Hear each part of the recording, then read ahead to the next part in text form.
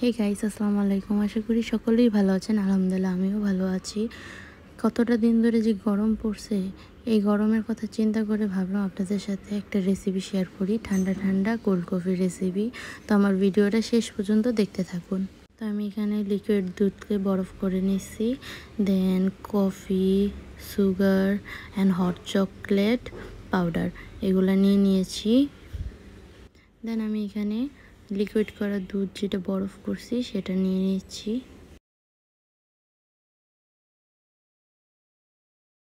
দেন আমি এখানে কফি নিয়ে নিচ্ছি। কফি আন্দাজ মতন নিয়েছি, আপনারা চাইলে মেপেও নিতে পারবেন, 1 টেবিল চামচ বা 2 টেবিল চামচ। দেন আমি সুগার দিচ্ছি, সুগারও আমি আমার আন্দাজ মতন দিচ্ছি, আপনারা চাইলে আপনাদের মন মতন কম বেশি দিতে পারবেন।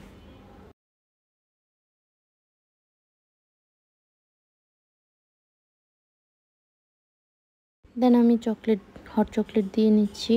এটা আমি 2 চামচের অল্প দিয়েছি, আপনারা চাইলে বেশি কম আপনাদের মন মতন দিয়ে নেবেন। আমার সব ইনগ্রিডিয়েন্টস দেওয়া শেষ, এখন আমি ব্লেন্ড করে নিব। তো আমার ব্লেন্ড করা শেষ, এটা হলো ফাইনাল লুক। সব কিছু মেশার পর এরকম একটা কালার আসবে, অ্যান্ড যত বরফ দিবেন ততই বরফ এরকম থাকবে, ওই লিকুইড পানির মতন হবে না। তো এখন পরিবেশনের পালা। তো আমি স্পুন দিয়ে কোল্ড কফি ঢালছি, কারণ এত পরিমাণ বরফ হয়েছে যে ওটা এভাবে ঢেলে দেওয়া যাচ্ছিল না, অনেক গাঢ় হয়েছে তো এই কারণে। তো আমি সব নিয়ে নিচ্ছি, সব প্রতিটা গ্লাসে ঢেলে নিচ্ছি।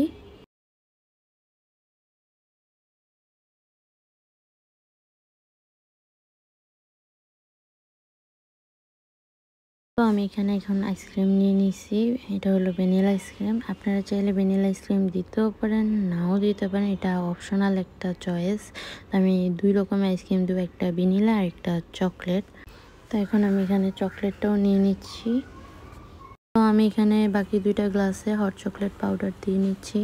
আপনারা চাইলে দিতেও পারেন, নাও দিতে পারেন, বাট হট চকলেট পাউডারটা দিলে টেস্টটা আরও ভালো হয়।